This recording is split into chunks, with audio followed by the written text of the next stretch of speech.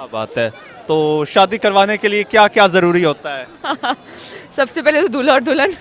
उसके उसके बाद ਹੈਲੋ अस्सलाम वालेकुम सत श्री अकाल ਤੁਸੀਂ ਦੇਖ ਰਹੇ ਹੋ PPTV ਔਰ ਮੈਂ ਆ ਤੁਹਾਡੇ ਨਾਲ ਇਰਫਾਨ ਸਮੋਰ ਨਨਕਾਣਾ ਸਾਹਿਬ ਜਨਮ ਅਸਥਾਨ ਮੌਜੂਦ ਹਾਂ। ਅਸੀਂ ਲੋਕਾਂ ਨਾਲ ਗੱਲਬਾਤ ਕਰ ਰਹੇ ਹਾਂ, ਮੁxtਲਿਫ ਲੋਕਾਂ ਨਾਲ ਤੁਹਾਨੂੰ ਵੀ ਮਿਲਾ ਰਹੇ ਹਾਂ, ਉਹਨਾਂ ਦੇ ਵਿਚਾਰ ਤੁਹਾਡੇ ਨਾਲ ਸਾਂਝੇ ਕਰ ਰਹੇ ਹਾਂ। ਇਸ ਟਾਈਮ ਇੱਕ ਹੋਰ ਮੁਹਤਰਮਾ ਨੇ ਮੇਰੇ ਨਾਲ ਮੌਜੂਦ ਨੇ, ਇਹਨਾਂ ਨਾਲ ਗੱਲਬਾਤ ਕਰਨੇ ਆ ਕਿੱਥੋਂ ਆਏ ਨੇ, ਇਹਨਾਂ ਦੇ ਕੀ ਵਿਚਾਰ ਨੇ। ਸਤਿ श्री अकाल जी। सत श्री अकाल जी। मेरा हाँ हाँ बोले, क्या नाम है आपका? मेरा नाम एनी है और मैं न्यू दिल्ली इंडिया से हूँ। हाँ जी। यानी आप सिख कम्युनिटी से हैं? हाँ जी, मेरे पैटर्नल फैमिली, मेरे दादू ताऊ एवरीबडी इज़ सिख। तो बचपन से ही हम गुरुद्वारों में जाते हैं। हमारे घर के पास ही नानक प्याऊ गुरुद्वारा है, तो वहीं पे हम बचपन पैदा होने से लेके आज तक वहीं पे जाते हैं। अच्छा, तो फोर फादर्स का ताल्लुक कहाँ से है? पाकिस्तान से है या इंडियन पंजाब से? लाहौर से है। Oh really? यस, मेरे दादू दादी सब लाहौर से ही हैं। मतलब they were born and brought up and then जब डिवीज़न हुआ तो वो हुआ। मगर उन सबको जैसे अभी पीछे कुछ साल पहले मेरी दादी दादू भी यहाँ पे आए थे, तो जब वो अपने मदरलैंड में आए, जिस गांव में वो पैदा हुए थे वहाँ पे गए, तो उन्हें भी बहुत ज़्यादा अपना कहते हैं ना जहाँ पे रूट्स हैं वो देख के बहुत इमोशनल हो गए थे। So yes. तो आपकी भी जाहिर सी बात है, आपके फोर फादर्स यहाँ से थे, तो आपकी भी एक इमोशनल अटैचमेंट होगी, स्पेशली लाहौर के साथ। तो कभी मन नहीं चाहा कि आप लाहौर विज़िट करें? मन चाहा तभी हम आज यहाँ पे हैं। सिर्फ मैं और मम्मा यहाँ पर आए हैं देखने के लिए, एक्सपीरियंस करने के लिए, कि आज तक सिर्फ सुना ही है लोगों से। मगर अगर ये मौका आज हमें मिला है कि हम यहाँ पे आ सकते हैं, हमें वीज़ा मिल रहा है एंड एक ग्रुप भी आ रहा है, तो इससे पहले तो पता भी नहीं था कि ऐसे जत्था चलता है। तो इसकी वजह से वी केम एंड मुझे लगता है कि जब मौका मिला तो हम यहाँ पे आए and the moment we have stepped in, जब से हम यहाँ पे आए हैं बहुत अच्छा ही लग रहा है। वैसे आप करती क्या हैं?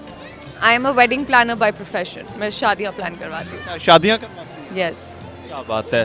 तो शादी करवाने के लिए क्या क्या ज़रूरी होता है? सबसे पहले तो दूल्हा और दुल्हन। उसके बाद उसके बाद स्टार्ट्स फ्रॉम उन्हें कैसी वेडिंग चाहिए, तो वेन्यू फाइनलाइज करवाते हैं, कहाँ पे चाहिए, 5 स्टार्स में चाहिए, रिजॉर्ट्स में चाहिए, देन डेकोर करवाना, उनके अंदर उनकी गेस्ट लिस्ट प्रिपेयर करवाना, उनका इंतज़ाम करवाना, तो all those things we take care of. आपने नॉर्मली क्या स्टैंडर्ड रखा हुआ है शादियों का? सो नॉर्मली जो हम वेडिंग्स प्लान करवाते हैं उसके अंदर करीबन 1000 से 2000 लोग तो आते ही हैं, तो उस लेवल की वेडिंग्स ही वी डू। अच्छा, इंडिया में 1000-2000 लोगों का अरेंजमेंट जो है, तो एस्टिमेटेड कितने एक्सपेंसेस आ जाते हैं?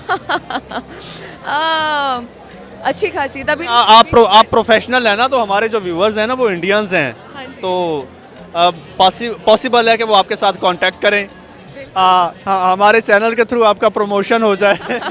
Thank you so much. So normally it is the big fat Indian wedding, so अच्छा खासा बजट जाता ही है आपका, करीब 1.5 से 2 करोड़ तक, तो मतलब but this is for the whole event, like mehndi, cocktails, weddings का पूरा बजट इसके अंदर अच्छा खासा चलता ही है।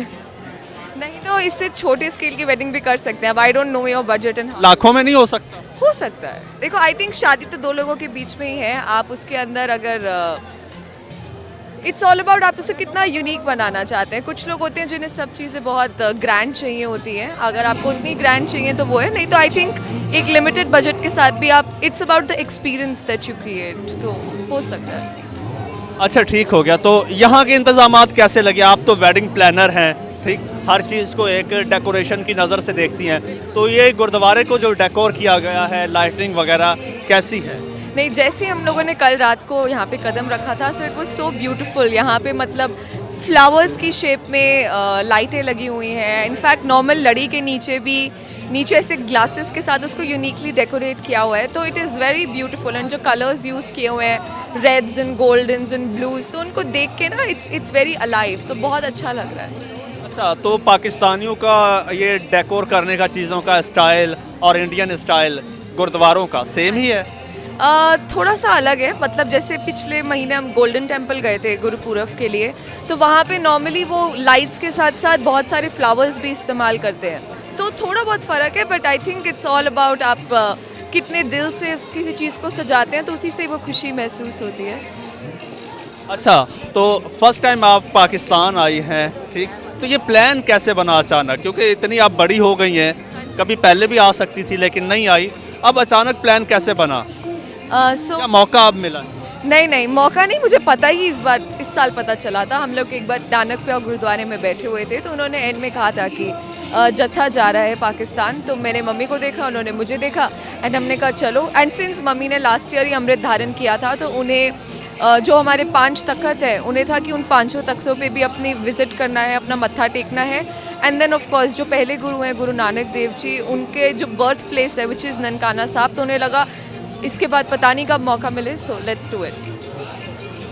अच्छा ठीक है, आप जो लोग आपको देख रहे हैं, इंडिया में बहुत सारे लोग देख रहे हैं, ठीक है, और एक वहाँ पर इशू आ रहा है सामने के जनाब, जो बंदा पाकिस्तान जाता है ना, तो उसके पासपोर्ट पे कोई स्टैंप लगा देते हैं, पता नहीं ऐसी वहाँ पे अफवाहें चल रही हैं, तो वो फिर किसी और कंट्री नहीं जा सकता। तो आपके पासपोर्ट पे कोई स्टैंप वगैरह लगा है? हाँ, so it is the visa stamp, but मेरे को जिन्होंने लगवाया था मैंने उनसे पता किया था, उन्होंने कहा था अगर आप पिलग्रिमेज वीज़ा लगवाते हैं तो उस पर लिखा होता है that you are going travelling for pilgrimage purposes. So they said then it's fine, because मेरा इसके अलावा US वीज़ा भी लगा हुआ है and all of that is there. But from what I did my research, उन्होंने कहा कि आप पिलग्रिमेज वीज़ा के साथ जाएंगे तो नॉर्मल है because you are going for that. अगर आप नॉर्मल वीज़ा लगवाते हैं तो उसका मुझे नहीं पता, but for this I know it's okay.